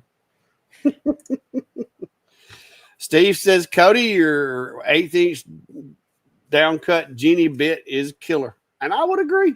I like me some Genie bits. To me, they are, I mean, I do have some cheaper bits that I use when I'm torture testing machines sometimes, keep breaking my good ones. But when I'm doing projects and I need a good bit, Cody's is the ones I go to. Now, if Cody doesn't sell it, I do go to other companies and buy bits occasionally because he doesn't have every single bit just yet. But yeah, if you haven't gotten bits or if you need bits, go check him out. Cody's Manufacturing, Cody Genie Bits. Yep. And yeah, Cody, I got you 3 more customers this past week. Send them your way. One of them's machine already has Genie stickers all over it. So which style though? It was the older paper one. It was on that one. Hey, I got me some new ones. I had to order some more bits the other day, and I had to move my spindle on my Shapeoko when I was having that issue of it leaving lines. And I was trying to figure out what it was. I moved my spindle and had to peel the sticker off. So Cody sent me some more. So I got plenty of Genie stickers now. Yeah. No, I was running the both the 1/8 compression bit and the down cut bit today on some projects with the Atom Stack C4. Finally got that somewhat working all right. So did you exercise it enough that it's working now? Hopefully. Atom Stack sent me a break-in file. It's just like run this thing for 6 hours, 6 to 7 hours. Unless you speed it up. I got mine down to 4. Yeah, well, you're supposed to let it do its thing, but it goes corner to corner and then drops down the Z and up on one corner and slowly ramps the speed up. But while it was doing that, I was also working at cleaning the sticky mess off the lead screws. The Cosmoline. Yeah. And then re-oiling it and then wiping it off. And, as it worked through, they were, obviously getting dirty from working in. So it seems to be working okay today. I'm going to let it sit and cool down, fire it up again tomorrow and see. But hopefully then I'll be able to actually get some things done with it. But yeah, those bits were working well. Always have. Yeah, mine was doing good, and then I went through a little spell where it wasn't. But yeah, you can see it. I don't know if y'all can hear it, but I've been pausing it, but it's over there doing that, and that's at 100% of what it says you're supposed to. What it says you're supposed to run it. I'll show you here.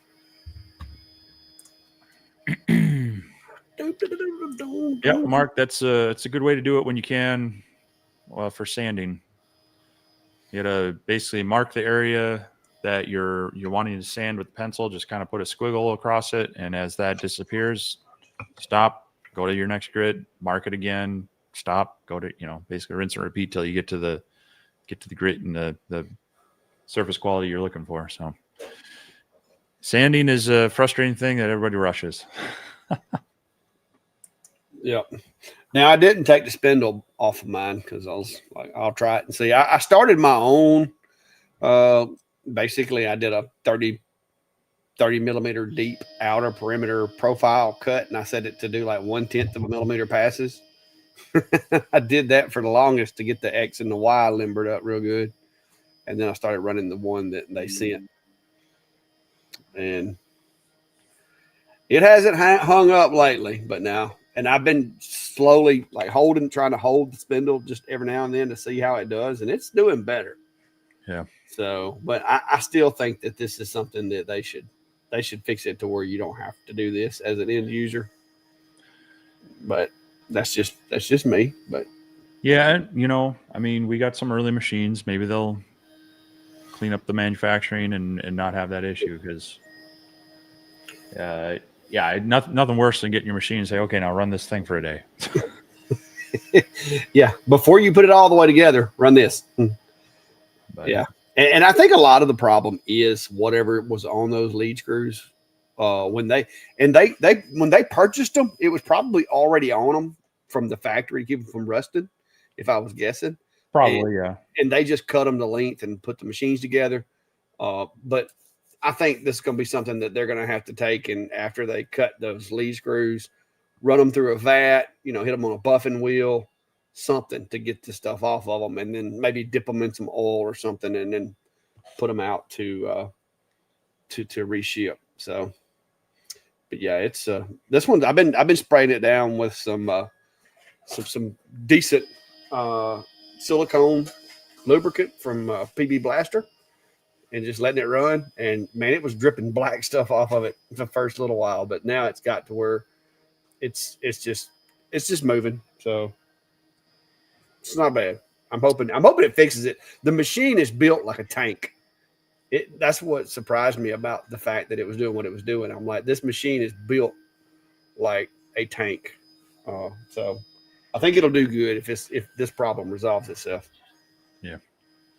Still hoping they come out with a regular 65 millimeter mount, though. Oh yeah. So that'd be the final upgrade option on that one. So yeah.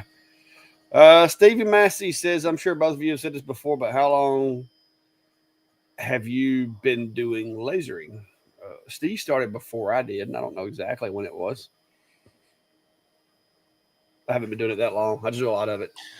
Lasers, I got my first CO2 laser a little over 10 years ago. I had been looking at it. I had been working with a CNC router for 2 or 3 years before that and wanted to add the capability of lasering because I was both wanting to develop and also work on some R&D for a couple of companies with model airplane stuff.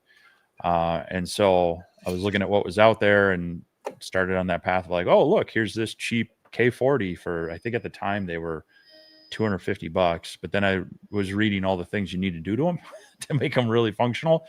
And then I'm like, well, if I'm going to spend $1,000, $1,500, I might as well get one of these bigger ones. And then I'm like, well, if I spend a little bit more, I can get one that actually will fit at least 24-inch sheets of balsa. So that's how I ended up with my original no-name eBay red and black 60-watt laser, which was a 60-watt power supply with a 50-watt tube.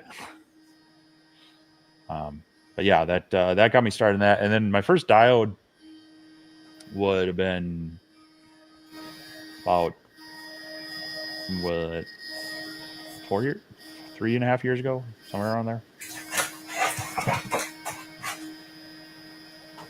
Mine was purchased November the 15th of 2021. So okay, so yeah, about that time.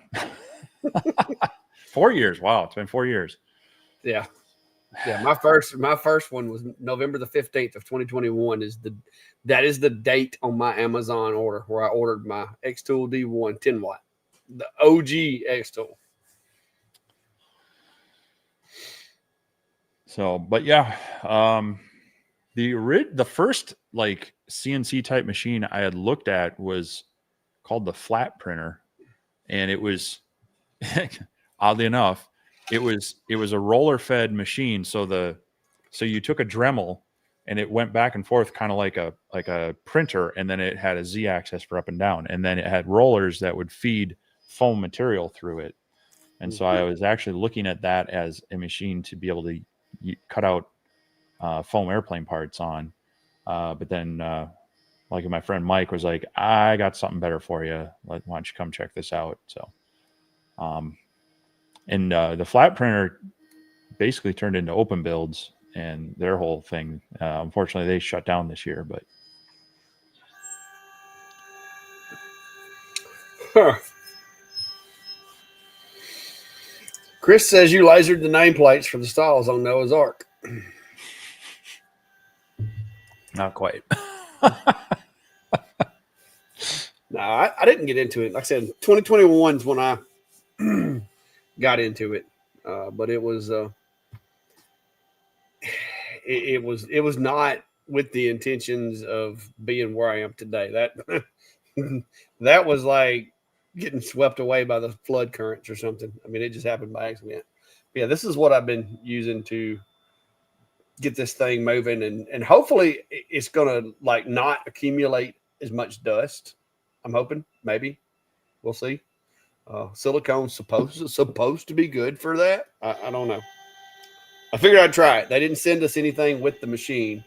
I've got the 3-in-1. I thought I liked 3-in-1, but I was a little worried that the 3-in-1 underneath the CNC bed might gather a little oil. So I was going to try this. If this doesn't work, then I'll just go back to my old faithful 3-in-1. See how it works. But yeah, this is it's slick though. This stuff right here makes stuff slick. There was another thing that I've tried in the past. Trying to see if I have it up here.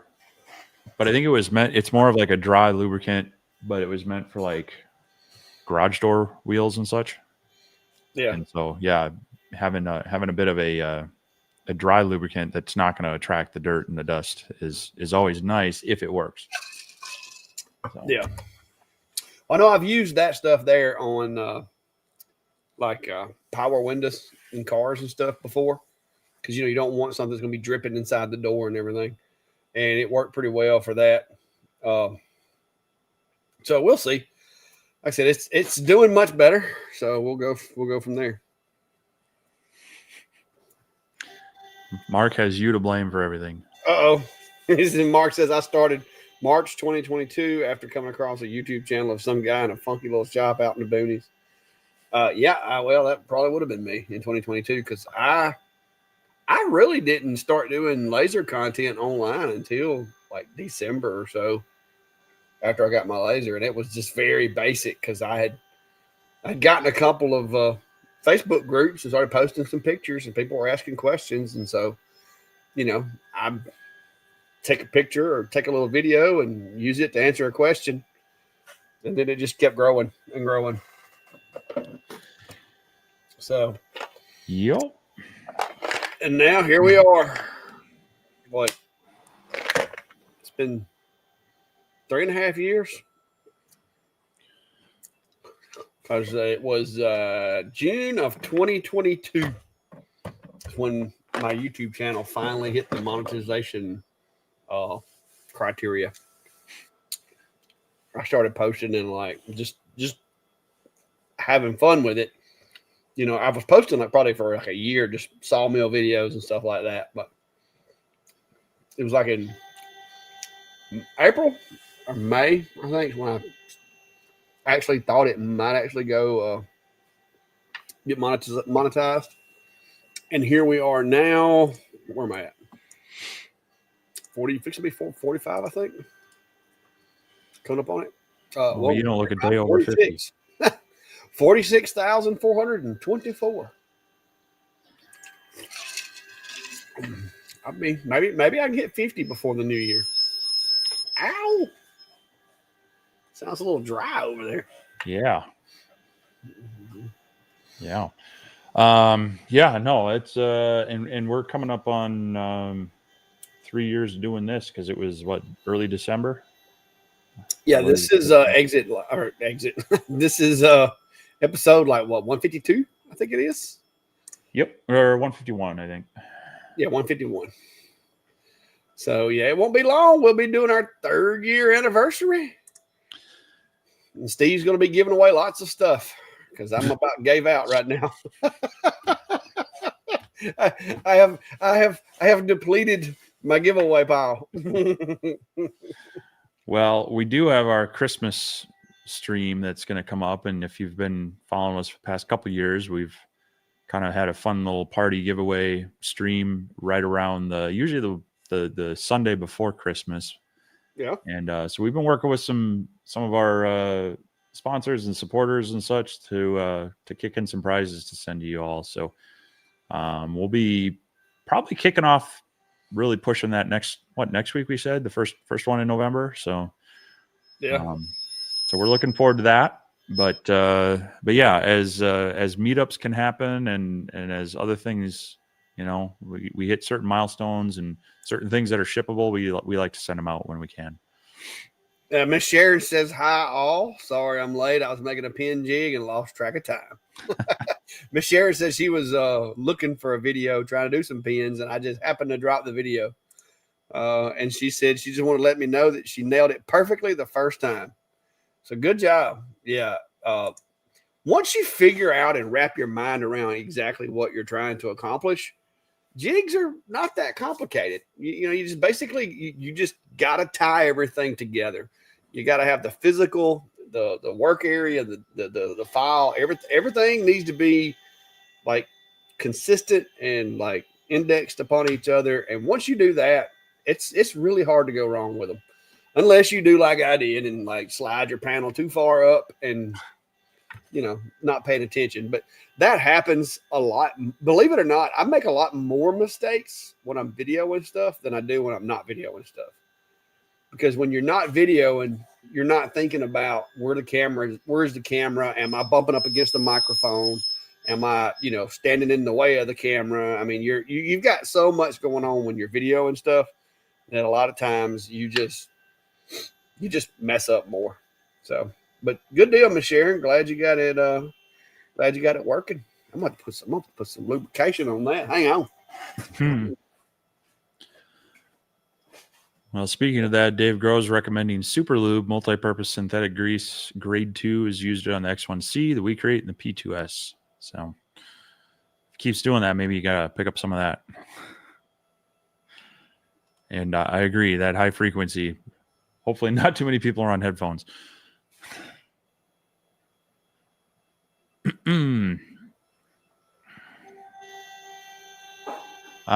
Steve Massey's, I'm running my 20-watt We Create while watching, and I keep checking to see why it's squeaking so much.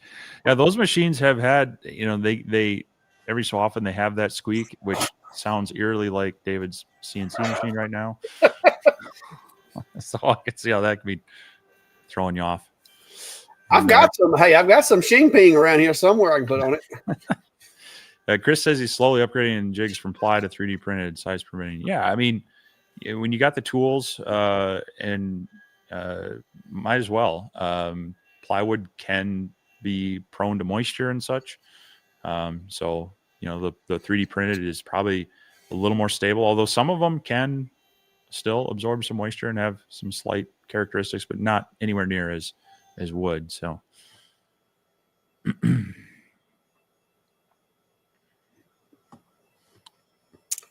Guess I could pause that until we get through here. If it's bad. It might not do it no more. It may be done with that now that I put a little juice on it.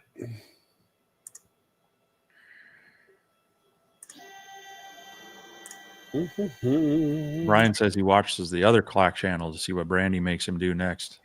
Yeah, I've been having some fun over there. I replaced the fans in the bathrooms, and because they were making noises, and I went on Amazon, and I'm be honest with you, I think somebody had marked the prices wrong, because I went on there today when I was doing my video and pulled a link for them, and they were like $46. So I'm thinking when I ordered mine, somebody had them marked wrong, because mine were 36 instead of the 37. The factory ones were 37. The ones with the Bluetooth speaker were 36. And of course, I ordered the one with the Bluetooth speaker. So now, if you're in the bathroom and you're just chilling, hanging out, you can play your TikTok videos on the Bluetooth speaker in the ceiling. It's pretty cool. But it's also got a light. Now, the one thing that I will share with you guys, and I thought was kind of funny, is the light on the fan is, like if you go in the bathroom or whatever, the light on the fan, normally there is no light there. Well, now we've got a light right above the throne there. And so what ends up happening is I told Brandy, I kind of feel like I'm an art exhibit or something when I'm in there using the bathroom because it's the toilet is like illuminated. The rest of the bathroom is like dark and the toilet's illuminated. So it's like you're an art exhibit or something on display. So it's kind of neat. It adds that elegance to your visit when you're in there. See, I can see you being the type of waiting for Brandy to go in there and you're linked to the Bluetooth and start, Yeah. Oh, well, you say that, but my youngest child apparently takes after me because Mary Carl, her friend, was over this morning and they got up and Mary went in the bathroom. And while she was in there, Emily played something. I don't know what she played through the Bluetooth speaker, but apparently it scared Mary. Because I come out of the living room and she's in there. Emily's standing there holding her phone, laughing, and Mary comes running out of the bathroom. So she didn't know. Apparently, she didn't know we had the speaker, but Emily had schemed this up to scare her with it. So that's a dangerous thing to do. Yeah. So. But yeah, it's wild. But I did catch my wife. My wife, gave me a hard time about those when I first bought them. She's like, "Why would we need that?" And this is what I caught going on.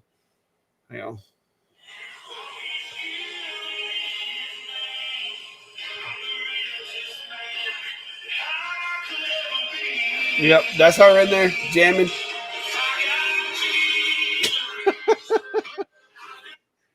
So if you didn't watch the video, go check it out. But yeah, Brandy was in there cleaning today, and she was like, "You know what? She normally just uses her phone to listen to her music while she's cleaning, but today she connected it to the or was that yesterday? Maybe that's yesterday. Maybe today. I can't remember.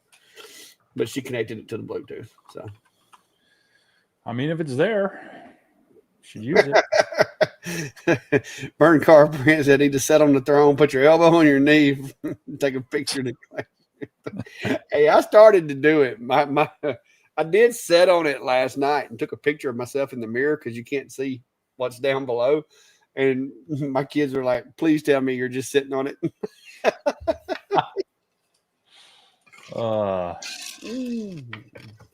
Kevin, the light does not strobe. I mean, I guess maybe with some slight modifications, you could make it do that way. Yeah, it doesn't have the music beat mode. Yeah, it don't have like beat detection or nothing like that, I don't guess. Again, that could be kind of dangerous, trying to take a shower, someone starts a rave, turns black light mode on in strobe. Yeah, well, the way our bathroom comes off of our bedroom, I told Brandy it's kind of nice because the lights over the sink are so bright. It's like walking into, like the sun. So at least at night, if you need to get up and go in there at night, when you turn that one light on, it's kind of subdued compared to the other ones. So, yeah, but so far it's a hit. Everybody's had fun with it and got a kick out of it. Well, that's good. And you don't have to walk in there and listen to it go.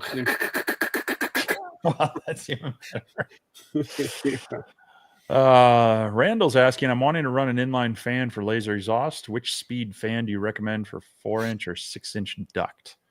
Well, if you can, go 6-inch because it'll give you a lot more options from more airflow to multiple machines and such. But minimum, the rating you're trying to get, you want to look at the CFM, and I would say for smaller diode lasers with a small enclosure, you can get by with something maybe in the 200 CFM range, but you really want to be looking at trying to pull 400. And there's a lot of other variables that go into that, size of the ducting and the number of turns and the type of ducting and whatnot. But I would try to get something in that at least in that 400 range. Most likely at that point, you're going to be in a 6-inch fan. And if you can do 6-inch ducting as long as you can, it'll keep that rating up higher. When doing that, try not to use the flexible pipe other than your just kind of your last little bit at the laser. Try to get yourself some straight piping if you can, and then make sure you get everything sealed up nicely. It's not bad to look at blast gates as well. They make them for, like, woodworking uses them for dust control. You can buy those, you can 3D print some, or you can laser cut some designs out there as well. But that can help if you have multiple machines. You can cut one off and just pull from the other, but it also can prevent air coming back in from outside and getting into your environment and your laser enclosure as well. Yeah. And keep it as short as you possibly can. Steve saying, but does the fan work? Yeah, it's the same exact model. It's the same fan as what was in the house when they built it. Newtone, I think, is the name brand of it. Yeah, the motor and everything was the same. It was just, that was literally just the cover that goes over the top of it, like the little grill. Yeah, I need to replace ours in the basement as well, but I'm not wanting one. I don't. Hey, I saved $1, man. I have 3 boys between the ages of, well, he's going to be 17 and 21. And the amount of time that gets spent, I grew up with 2 older sisters, so I'm used to like bathroom time being, take it when you can get it. I don't need to give them another reason to stay in there longer. So yeah, I want to take the heater out of the exhaust fan we have, just so that chill them out. I'm going to put some remote valves on there so I can turn off the hot water,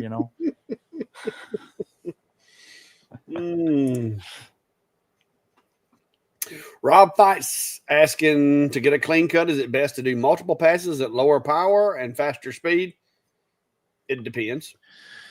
The disadvantage to doing multiple passes is if you don't cut through all the way on that first pass, the gases and the soot and stuff is not going to go through the bottom of the material into underneath the honeycomb. It's going to actually come back out of the cut because the cut didn't go all the way through.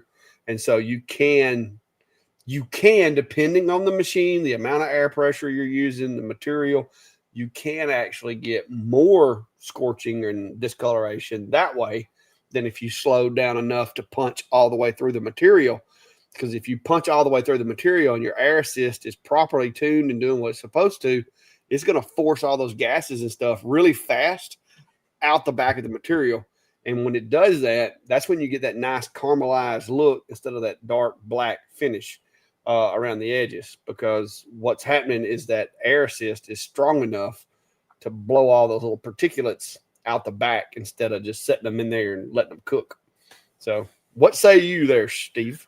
Yeah, no, it's always best if you can get it through in a single pass. That being said, if you're having to go too slow to make it through in a single pass, you are going to risk charring the edges more than you would with multiple passes. So for me, I think you and I have kind of agreed on that. You get around that 6 millimeters a second speed is kind of the don't go slower than it.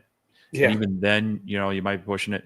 At that point, then, going faster, adding multiple passes to keep things moving is going to have less of a tendency to have stuff sit there and charring. So I always try to get through in one pass unless it's too slow and I'm starting to risk, ignition and flaming and such of gases. Then I'll speed it up and usually I'll jump. I won't just double the passes. I'll try to go from 6 to like 15 and maybe add 4 passes or something like that. Yeah.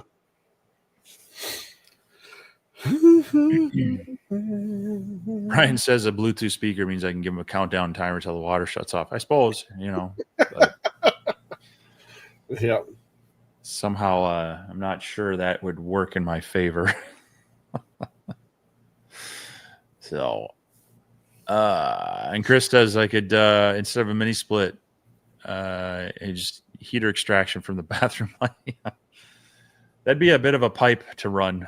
A detached shop out here. I'd have to bury it down below the frost line and all that jazz. Yeah. That's one thing when I was building this shop, I was very much on a budget because I wasn't planning on doing this. Weird series of events kind of forced my hand. I really wish, even though I maybe wouldn't have had the money to put it in at the time, but in-floor heating would have been really nice to add the piping in, even if I had to add the boiler water heater later, which would have taken up space, but that would have been. I guess you could just like move everything outside and pour like 3 more inches of concrete in there. And I don't think the city's going to go for that.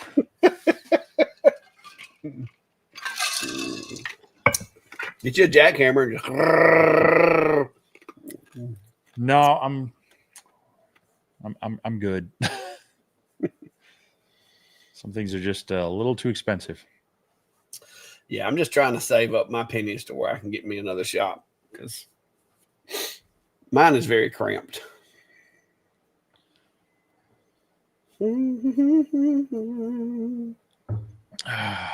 Layered electric flooring. There you go.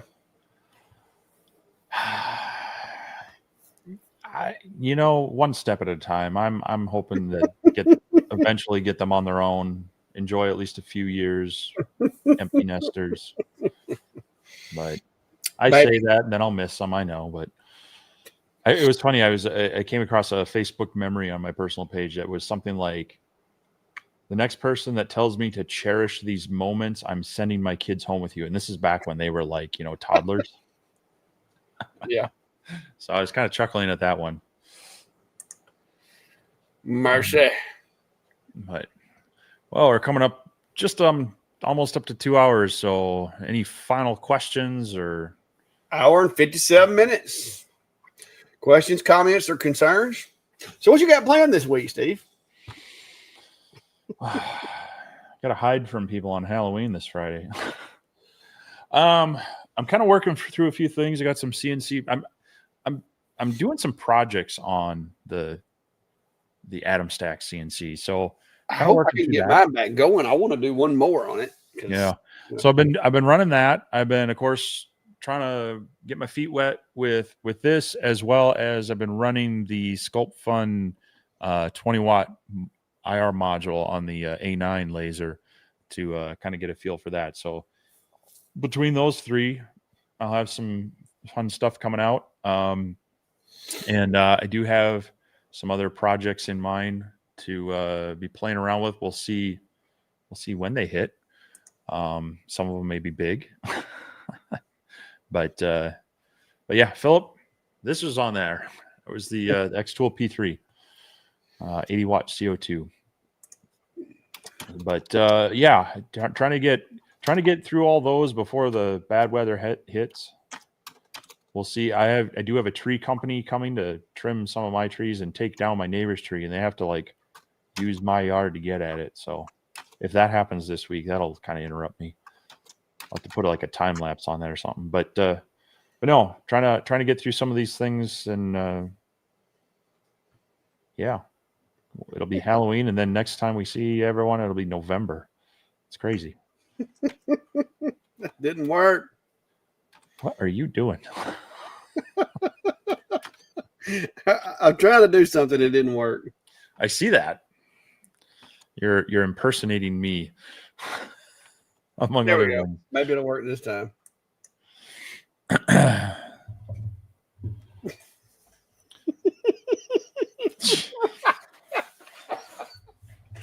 And a time change. That's right. Daylight savings time ends next weekend, doesn't it?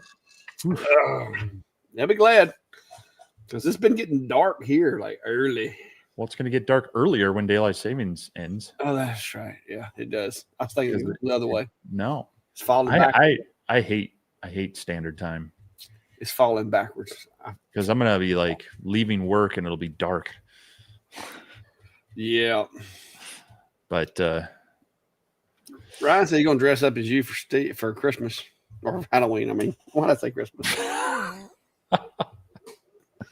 I don't know. It's been a long week. Speaking of Ryan, if you guys are getting in the festive mood, he is doing the Ranger CNC Christmas Challenge over on his channel and with their Saturday night, making it up as they go. So if I remember right, it has to be something that you design, you create, and you have to use your 3D printer or laser or CNC router or possibly a robot lawnmower. And I'm thinking he's wanting some sort of lighted aspect to it, like a tea light or some string lights or something to it. So if you're feeling creative, he's going to be giving away some Amazon gift cards, I believe. And it's always fun seeing those videos. You and I judged it last year when it was still the Gatton Christmas Challenge. Yeah. Had a good time with it. So if you're feeling creative and want to support his channel and have some fun, go check that out. He's got all the information over on his channel and his site. So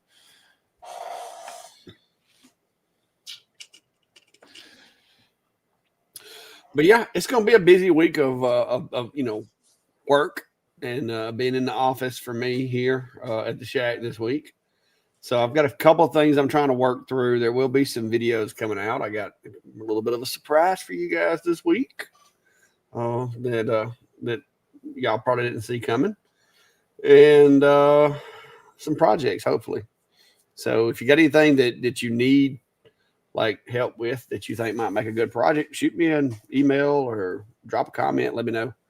Because now that I've got a little more time, I'm trying to do a little more targeted videos towards things that people are having issues with. That was the reason I did the pin jig thing. Was I kept getting a lot of people messaging me saying, hey, I know this is supposed to be simple, but I'm just really having a hard time, getting it to stick. And so I decided, since I was doing the pins from the event anyway, I would take the extra time and record it and try to make a video out of it for you guys to try to. Because sometimes it takes that one little aha moment and you're like, okay, I got it. And so that's what I was kind of hoping for. And I've had a couple people tell me that it did that for them. And so that's it makes it worth it. So if you have anything that you've been struggling with, shoot us a comment, let me know. And I'll try to come up with a video for it if I can. I've been struggling with the fact that they won't let me retire for quite a few years yet. So if you got something there, yeah, I'll get you. I'll work on that. Okay. Yeah, that'd be good. I'm going to argue here. Daylight savings time doesn't suck. The change sucks, and standard time is what really sucks. Because if we were on standard time in the summer, the sun would be coming up at something like 5 a.m. I don't need that. I need my evening hours. So I want to stay on daylight savings time and never go back to standard. So that's my soapbox. Yeah. Yeah.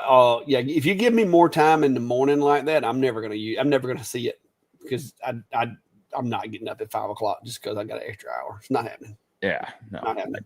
Give it to me in the evening. I don't need the sun coming up and the birds chirping and the cats thinking they need to be fed that early. So. Yeah. All right, fellas, ladies, gentlemen, y'all have a good one. We appreciate it. Stay tuned, and we'll see you next Sunday. See you, everyone.